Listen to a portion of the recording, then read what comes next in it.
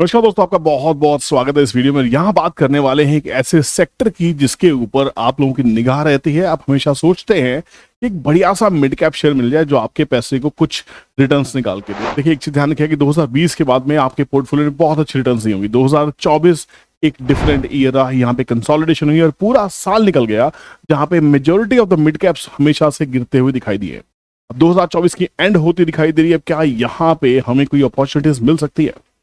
हमें mid caps को ढूंढने से पहले हमेशा उसके इंडेक्स को देखना चाहिए कि क्या उसके इंडेक्स में कोई तेजी या सपोर्ट बनता हुआ दिखाई दे रहा है।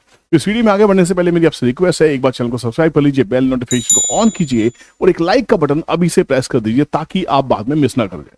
क्योंकि यहाँ पे हम बात कर रहे हैं मिड कैप निफ्टी की। मिड कैप के उस चार्ट को देखने की कोशिश करते हैं जो शायद हमें ये बताने की कोशिश करे कि कुछ वैल्यू बाइंग आपको यहाँ पे दिखाई दे सकती है। तो यहाँ पे अच्छे मिड कैप्स को आपको चूज करना है और वहीं आपको इन्वेस्टमेंट प्लान करनी है। किसी भी तरह की बाइंग सेलिंग एडवाइस नहीं है, प्योरली ये वीडियो हम एजुकेशन लर्निंग पर्पस के लिए बना रहे हैं। और स्पेशली आप लोगों की रिक्वेस्ट पे जो आपने बहुत सारे कमेंट्स में लिखा था कि सर मिड कैप्स कौन से लिए जाएं। देखिए, नेक्स्ट वीडियो हमारा आएगा इसमें टॉप 5 या टॉप 10 मिड कैप्स के ऊपर में। तो आपके इस वीडियो की लाइक्स हमें बताएंगे कि आपको ये टॉपिक पसंद आ रहा है या नहीं आ रहा। बट यहाँ पे एक ब्रॉडर एस्पेक्ट हमें देखना बहुत जरूरी है क्योंकि यहाँ पे कुछ चीजें हैं। एक तो आज अमेरिका में इलेक्शंस चल रहे हैं, इलेक्शन के रिजल्ट्स आपको बहुत ही जल्दी मिलने वाले हैं। उसके बाद हम ये देखेंगे कि क्या डोनाल्ड ट्रंप की वजह से बाजार चलेगा या कमला हैरिस की वजह से बाजार गिरेगा।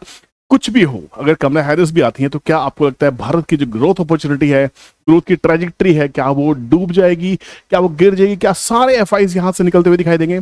सब लोग चाइना की बातें करें, क्या चाइना में जाके परमानेंटली हमारे एफआईज यहां से निकल के वहां पैसा ट्रांजिट कर देंगे? ऐसा कभी नहीं होगा। जिस ग्रोथ पे हम हैं वो ग्रोथ इनएविटेबल है। हाँ, चाइना में एक अपॉर्चुनिटी जरूर दिखाई दे रही है जहां पे उनका बाजार ओवरसोल्ड में है। तो चाइना से कहां पे आपको जो स्पार्क दिखाई देगी वो होगा मेटल सेक्टर, वो होगा कंस्ट्रक्शन सेक्टर। वहां पे कुछ पैकेजेस आ सकते हैं। डिपेंड करेगा कि कमला हैरिस आ रही है डोनाल्ड ट्रंप का। और कमला हैरिस आती हैं तो शायद चाइना अपने जो पैकेजेस है वो थोड़े एग्रेसिव लेके आ सकती है।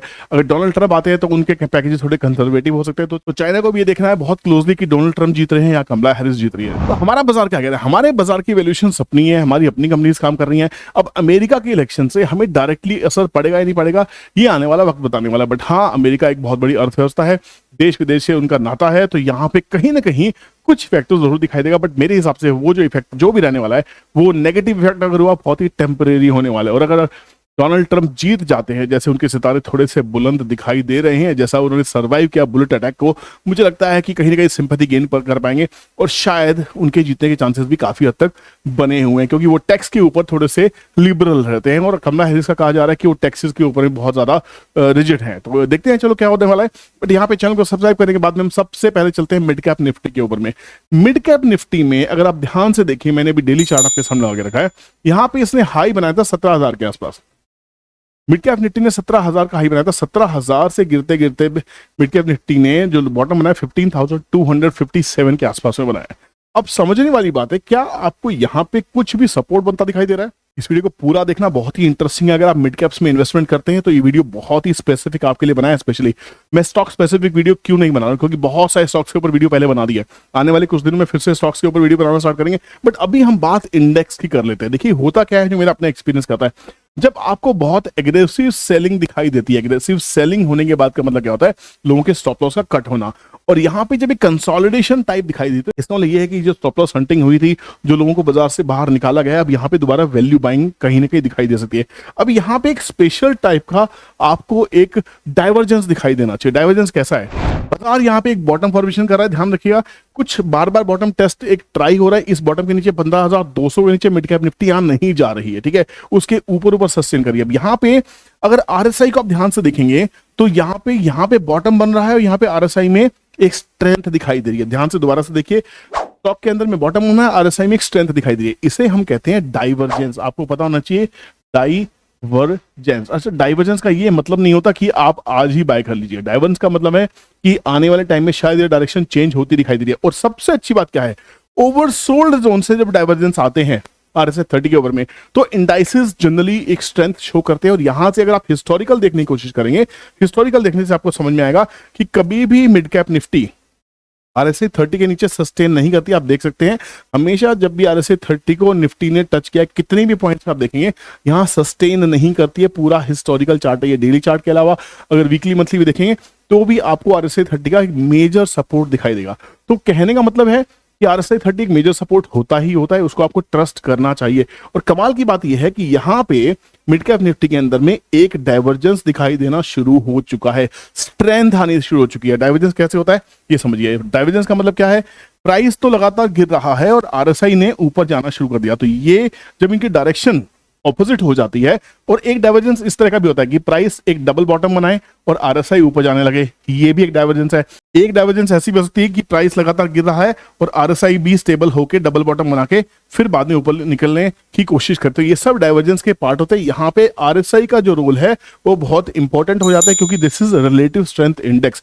अब हम बात कर रहे हैं index of mid cap Nifty, तो यहाँ पे कहीं ना कहीं मेरे हिसाब से बाइंग आती शुरू होती हुई दिखाई दे रही है। अगर आप यहाँ डर भी रहे हैं तो आपको एक स्टॉप लॉस क्लियर हो जाता है। 15,200 के नीचे मिड कैप निफ्टी गिरती है तो यहाँ पे उसमें एक वापस करेक्शन कंटिन्यू हो सकती है। But as per the signals which we are getting from the RSI, यहाँ पे एक पॉजिटिव डाइवर्जेंस के काफी उम्मीदें दिखाई दे रही है। काफी हद तक अगर आप देखेंगे तो मिड कैप के स्टॉक्स 30%, 35%, 40% करेक्ट हो चुके हैं, जो एक अच्छी खासी करेक्शन देखी जाती है। अब ये जो रैली है, हो सकता है ये कंसोलिडेशन जो है 1 महीने 2 महीने स्टे करे, तो यहाँ पे बहुत अच्छी वैल्यू बाइंग आपको देखने को मिल सकती है। तो आपको अपने हर उस वैल्यू बाइंग के स्टॉक को ढूंढना है जो मिड कैप है। मिड कैप कौन से होंगे? अब जनरली क्या है, मेरी जो कैटेगरी है जिसको मैं मिड कैप्स में डालता हूँ, मेरे अपने पर्सनल एक्सपीरियंस के हिसाब से 50,000 करोड़ की मार्केट कैप से लेकर अगर 1 लाख करोड़ तक की मार्केट कैप है, उसको मैं मिड कैप में रखना पसंद करता हूँ। उसके नीचे के सब स्टॉक्स में स्मॉल कैप में रखना पसंद करता हूँ। तो यहाँ पे मिड कैप के बहुत सारे आपको स्टॉक्स मिलेंगे जो आपको रैली बनते हुए दिखाई देंगे, रैली करते हुए दिखाई देंगे। अब यहाँ पे एक और चीज आप बड़ा ध्यान से देखिएगा, ये लेवल क्यों इतना इंपॉर्टेंट है। यहां पे निफ्टी ने, मिड कैप निफ्टी ने सपोर्ट लिया है मल्टीपल टाइम्स, और यहां पे कंसोलिडेशन करके बाजार चला था और वापस रीटेस्टिंग होके बाजार ने वापस से फॉर्मेशन दिया है। तो ये लेवल इतना ज्यादा इंपॉर्टेंट हो चला है। और कमाल की बात, ये आप लाइन देख रहे हैं, ये जो लाइन आप देख रहे हैं ये है हमारी 200 days moving average, 200 days moving average, और प्राइस 200 डेज मूविंग एवरेज के आसपास कहीं ना कहीं आने वाला है, और ये मूविंग एवरेज भी ऊपर की तरफ शिफ्ट हो रही है। तो कहीं ना कहीं बहुत मेजर सपोर्ट पे हम टकराने वाले हैं, ये ध्यान रखना। तो मिड कैप्स में अगर आप 30-40% के करेक्शन में बैठे हैं तो आपके उस स्टॉक के एवरेज करने का टाइम बहुत ही नजदीक आ रहा है। बहुत ध्यान से समझना, किसी की वीडियो देख के बेवजह पैनिक सेलिंग करने की जरूरत नहीं है।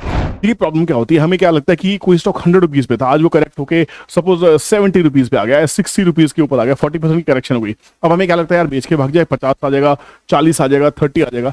ऐसे नहीं डरना होता। अगर 100 रुपीज पे जो आप इन्वेस्टमेंट कर रहे थे, हो सकता है आपने फोमो में इन्वेस्टमेंट की हो सकता है आपने लालच में इन्वेस्टमेंट की हो सकता है आपके किसी ग्रीड या फियर के सेंटिमेंट ने आपको इन्वेस्ट कराया हो। बट कहानी ये है कि जिस कंपनी में आपने निवेश किया है, अगर वो कंपनी का प्रोडक्ट या सर्विसेज आपको समझ में आता है, वो कंपनी की फाउंडेशंस, उस कंपनी की फंडामेंटल्स वहां अच्छी लग रही थी, तो जब प्राइस करेक्ट हुआ है, कंपनी करेक्ट नहीं हुई। कंपनी के करेक्ट होने का मतलब क्या कि क्या कंपनी एनसीएलटी में चली गई, क्या कंपनी ने बहुत बड़े बड़े लॉसेस पोस्ट करना स्टार्ट कर दिया, क्या कंपनी के 2-3 क्वार्टर्स खराब हो गए हैं। अगर कंपनी फंडामेंटली वीक हो रही है, एनसीएलटी के केसेस में जा रही है, दिवालिया घोषित हो रही है, या उसके ऊपर कोई लिटिगेशन या कोई क्लेम्स हो रहे हैं, ऐसी स्थिति में आपको उससे बाहर होना चाहिए। रिसेंट एग्जांपल आपने देखा होगा, कैफे कॉफी डे का जो शेयर था अब वो डीलिस्ट हो गया है। यहाँ पे क्या चाहिए, उनके जो फाउंडर्स हैं, उनकी जो मैनेजमेंट टीम है, वो वहीं पे फ्रॉड करती दिखाई दे रही है, उनके ऊपर कुछ क्वेश्चन मार्क्स लग रहे हैं, तो ऐसे शेयर्स खराब होते दिखाई दे रहे हैं। तो क्या आपको मिड कैप के ऐसे शेयर्स आपके पास में हैं जो लिटिगेशन में है, किसी एनसीएलटी के केसेस में है, तो आपको उससे बाहर होना चाहिए। जो भी पैसा बच रहा बचाइए और उस पैसे को अच्छे शेयर्स में लेके चले जाइए, वहां से ग्रोथ आपकी हो सकती है। बट अगर आपके पास में मिड कैप अच्छा है, जिसके फंडामेंटल आपने स्टडी किए हुए हैं, जिसके प्रोडक्ट सर्विसेज आने वाले टाइम में फ्यूचरिस्टिक होने वाले हैं, तो ऐसे स्टॉक में प्राइस करेक्शन में डरना क्या है। एक छोटा सा एग्जांपल आपसे पूछता हूं, आपके पास एक प्रॉपर्टी थी जो आपने 1 करोड़ रुपए की ली थी।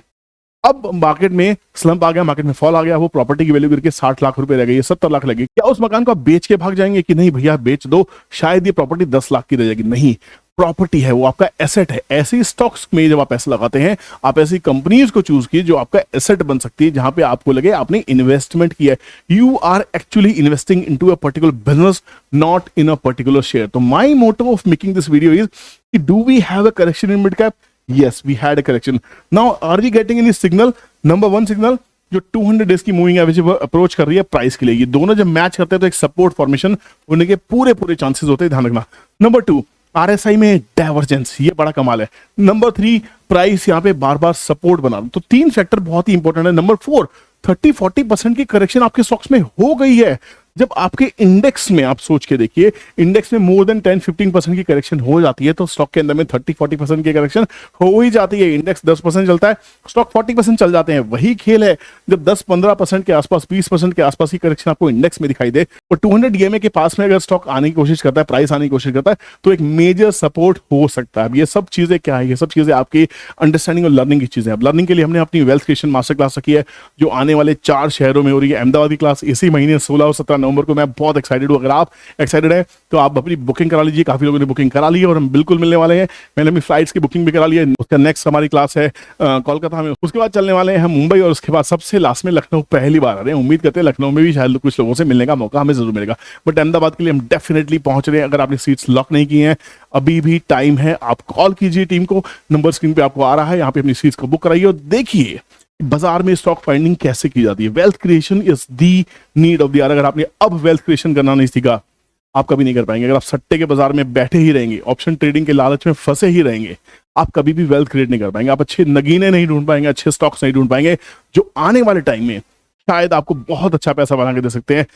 सपने मत देखिए कि 10x होगा, 5x होगा, 100x होगा। आपको कोशिश करनी है क्या मैं साल में 18%, 20%, 30%, क्योंकि मार्केट बहुत एग्रेसिव है, मार्केट में बहुत पैसा आ रहा है ना। रशियन मनी आ रहा है, यूरोपियन मनी बाजार में आने वाला, जर्मन मनी हमारे मार्केट्स में आ रहा है। तो यहाँ पे एफआईज की कमी नहीं है। हमारे जो गेट है एफआईज के लिए खुले हुए हैं। हमारे यहाँ पे एफडीआईज आ रही है, 100% एफडीआई है बहुत सारे सेक्टर्स के अंदर में। तो यहाँ पे ग्रोथ की अपॉर्चुनिटीज ट्रेमेंडस है, डरने की जरूरत नहीं है। जो बिजनेस, जो स्टॉक आपको ऊंचे भाव पे अच्छा लग रहा था, करेक्शन में आपको डरने की जरूरत क्या है? आपको फिर से उसके फंडामेंटल चेक करने हैं, आपको देखना है कंपनी अच्छी है या नहीं है, सिर्फ बाइंग की अपॉर्चुनिटी प्लान करनी है। तो मेरे हिसाब से आपको वेल्थ क्रिएशन सीखनी चाहिए। वेल्थ क्रिएशन के लिए हमारी क्लास चल रही है, आप उसे ज्वाइन कर सकते हैं। खुद सीखना चाहें खुद सीख सकते हैं। क्लासेस बिल्कुल भी फ्री नहीं है। जो लोग नहीं जानते, मैं आपको बताता हूँ, हमारी जो क्लास की फीस है वो 32,000 रुपीज है। अभी अर्ली बर्ड ऑफर 5,000 का डिस्काउंट मिल रहा है। 27,000 इंक्लूडिव जीएसटी आपको पे करना है और आपको life time trend trading calculator हमारा एब्सोल्युटली फ्री मिलने वाला है। ईटीसी को एक बार देख लेते हैं कि क्या मिड कैप में एक सपोर्ट बनता दिखाई दे रहा है। हम 15,590 की हमारी क्लोजिंग है।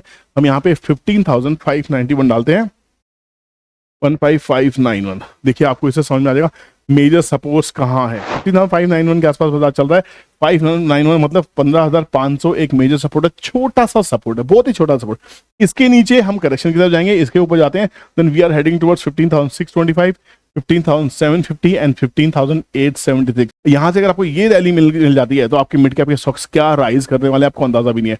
और इसी कड़ी में अगर आप देखते हैं तो जब मिड कैप चलने लगता है तो स्मॉल कैप में ऑलरेडी हलचल आती दिखाई दे सकती है। लेकिन निफ्टी मिड कैप को देखने की कोशिश करता है तो यहाँ पे अगर देखते हैं तो यहाँ पे भी काफी स्टॉक्स के अंदर में चेंजेस आने आज स्टार्ट हुए। 4-4% स्टॉक चले, एससीएल चला है, एनएमडीसी चला है, सुप्रीम चला है, idea, Obra realty, Bharat forge, SRF, ये 4-4% स्टॉक चलने स्टार्ट हुए। ऐसा नहीं सब चल रहे हैं, तो यहाँ पे काफी स्टॉक माइनस में भी है। माइनस के स्टॉक्स की जो वेटेज है आप देखिए कम है, माइनस की जो परसेंटेज है वो कम है। कहीं ना कहीं आपको मिड कैप्स में बाइंग होती हुई दिखाई देगी। यही हाल आपकी निफ्टी के स्मॉल कैप में अगर देखने की कोशिश करेंगे तो निफ्टी स्मॉल कैप में भी आपको ये चेंजेस आपको दिखाई दे सकते हैं, क्योंकि small cap shares mid cap को फॉलो करते हैं। तो अपने स्मॉल कैप्स हो, मिड कैप्स हो, अच्छी क्वालिटी के अगर आपने लिए तो डरने की जरूरत नहीं है। उम्मीद करता हूं आपको डराया नहीं होगा और उम्मीद करता हूं इस वीडियो से आपको कुछ इन्फॉर्मेशन, कुछ इनसाइट जरूर मिली हो तो जरूर शेयर कीजिएगा। नीचे कमेंट सेक्शन है, वहां पे आप अपने कमेंट्स, अपना फीडबैक जरूर लिख सकते हैं। नेक्स्ट वीडियो कहां चाहिए, कौन सा इंटरेस्टिंग टॉपिक है जिसपे आप वीडियो फॉलो करना चाहते हैं, उसको जरूर कवर करने की कोशिश करेंगे। Thank you so much for watching this video. Take care, bye bye, जय हिंद।